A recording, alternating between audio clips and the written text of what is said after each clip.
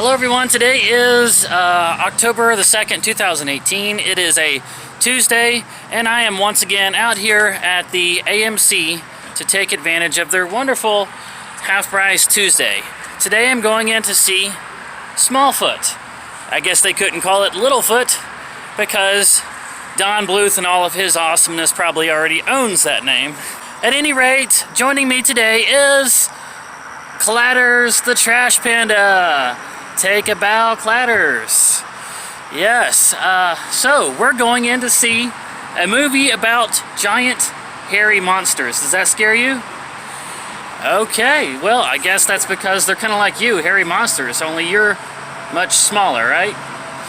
Okay, I have high hopes for this movie, but to be honest with you, I've seen the trailers and it looks like the joke is that this is a tribe of abominable snowmen that do not believe in humans. They call them Smallfoot. So it's kind of like a role reversal for Bigfoots that don't believe in those hairless Smallfoots, which is a joke that they have already told in the title and the trailer.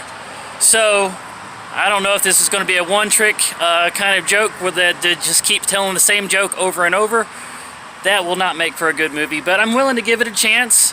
Now, when I judge this movie later on, it's going to be computer animated movie judging, meaning that I expect it to be able to tell a mature story in a childish way. That's the way computer animated stories or movies have been ever since Toy Story. And let's see if Smallfoot can live up to it. Ready to go on in? All right. There it is. All right, going in. Wow. Oh my goodness. Well, we just got out from seeing Smallfoot. Are you kind of amazed as I am? I was totally wrong about the assumptions I made about that movie. 100% wrong. And it's going to take me a few minutes to digest everything before I can really give a good commentary on it. So I'm just going to turn the camera off for now and give it a good thought because, wow. Deliver a mature message in a childish way is actually a really good way to describe what that movie did. Well, it is now the next day, and me and Clatters has had a chance to sleep on it and really gather our thoughts as far as what we thought of Smallfoot. So, to start off with, spoiler alert, big spoiler alert, because there's really no way for me to talk about the best parts of this movie without spoiling a bunch of it, and this is one of the few occasions when the trailers did not give away a bunch of the story. There is still a lot to see, and I really enjoyed this so much. I really want you guys to go out there and see it. I don't want to spoil it for people that haven't seen it. Take me seriously this time, guys. If you haven't seen it yet, please turn this video off right now, and so you don't spoil a surprise for yourself, right? Okay, that out of the way. The rest of you that have already seen it and want my opinion on it, here we go. First big surprise of this movie was it was a well done computer animated movie that was not done by DreamWorks or Pixar or even Disney Studios. This was Warner Brothers Studios, and as far as I know, this is the first big production, computer animated, well written story that they've done, and hopefully they are throwing their hat in the ring with Pixar and DreamWorks and Disney to start making good computer animated movies, right? So that's a good start off right there. So big surprise from the beginning. I did not see any familiar logos except for the big WB shield. Next thing that the movie really did right is it took a chance. That is what Pixar has shown us that you need to do. Well thought out, well written, but still taking a leap and taking a chance. And this movie took a big chance, and by taking a chance, let me clarify what I'm talking about. On the surface, if you just went in there and looked at it and kind of watched it without really listening, then you would automatically think that this movie was a message against organized religion or religion in general. Yeah, this is something that came from a computer animated movie. But no, actually, if you really listen and you really watch, then you'll know that this is not a message against religion, right? Instead, this is more of a message against blindly accepting everything you're told, never asking questions, and putting your religion in one person's hands, right? And the dangers of doing such a thing. So, I know there's going to be a lot of evangelicals that are really staunch. Will see this movie and automatically gasp and say, "Oh, this is a message against Christianity. This is not a message against Christianity." There is even a passage in the Bible that says that whatever it is you believe in, you need to be able to make an account for that belief. And part of that means asking questions and asking for explanations. And that is what this movie tries to get you to do.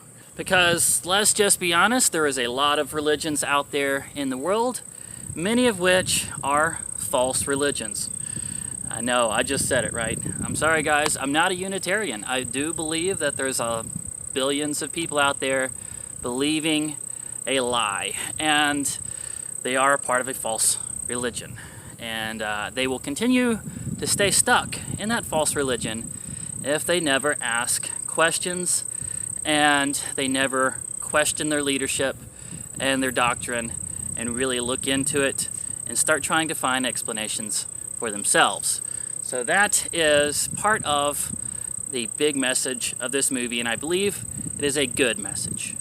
Now that we have gotten past the serious part, let me tell you that there were parts of this movie that really had me laughing out loud, and a lot of them were just subtle jokes. They were just kind of slid in there, and they weren't in your face, or they didn't take a long time to tell. The first one that really cracked me up was the gong joke, because they believed that they had to ring a gong in order to raise the sun. And so this is a tribe of Yeti up above the clouds on a mountaintop, and they believed that was the entire world. It was just them, the clouds, the sun, and the moon. And to raise that sun, they had to ring a gong. And it was one guy's job to ring the gong, and he did so by shooting himself out of a giant slingshot head first into the gong every morning. He was voiced by Danny DeVito, which Danny DeVito in a dramatic role, he actually did good. Right? It's not always sunny in Philadelphia, right? He's had a few dramatic roles. He's got the range to be able to pull it off, so he did. And so he says, he was telling his son, Migo. Migo is actually the name of a line of figurines that was really popular. Even now, they're sold in the used toy stores a lot. So that's another little thing they kind of slid in there. So Migo was like, I can't wait till I get to be the gong ringer. And so Danny DeVito's character is like, his dad is like, oh yeah, you come from a long line of gong ringers. And he goes through, you can actually see a slideshow of all of his line, and they were all people with like heads smashed in like this, like the flat head, the smashed face, and and then there was one that they slid in there. It was a tall Yeti holding a gong, a mallet, and he says, and then there was cousin such and such with his mallet idea, but we don't talk about him. I saw that, I was just like laughing, because earlier on they had said, because there is no other way to ring a gong. And you're thinking, yeah, well, why don't you just hit it with a mallet? And then they slid this in there. It cracked me up, but that was just one. There was a bunch of them, and for some reason, I don't know if I just got a really stupid audience in the theater with me, but when they slid in those really intelligent jokes like that, I was the only person in the theater that laughed at them. Like there was one where the Explorer character, the one that was supposed to be like a take on Steve Irwin, like a modern Steve Irwin, he gets a video of the Yeti and tries to upload it to his, or text it to his girlfriend, and so she could upload it to the net. And he hits the little paperclip button to attach it to his text and hits send, and this little message popped up that said, upload time 28 hours. And he goes, ah! As a YouTuber, that one cracked me up, because I could totally relate to that. And I was cracking up laughing. and nobody else in the theater was laughing about it. So I don't know. This movie struck home with me. I don't know if I was just there with a bunch of dumb people, but it's not striking home with other people in the theater that day. But I loved it. I absolutely loved it. I'm going to make just a few little observations and complaints, though. One of them was they never said exactly what the Yetis eat. It showed them like harvesting and using rocks and stuff to do a bunch of stuff with rocks. Like their machinery and stuff was all made with rocks, and they used the ice to feed the machine that made the cloud barrier. But they never said exactly what they eat. And they did have some like goats that would make it to that, like mountain goats that would make it to the top of the mountain, and it showed the mountain goats eating like sparse weeds that could pop up, really hardy weeds that would pop up around the snow. And you're like, okay, so what do the Yetis just, they find little tufts of grass and they're able to sustain themselves off that? What do they eat? They never explain what they eat. And also that Migo, when he finally sees the Littlefoot and gets banished immediately from the town, at the very beginning, right, like the opening song, you see there's a group of 3 people. They're considered the village idiots because they question the beliefs. And they were saying, do you really believe that we are held up by a group of woolly mammoths? What's holding the woolly mammoths up? And they're actually kind of rabble-rousing almost, telling people that openly they do not believe in the religion or the stones, but yet they're able to stay in the village.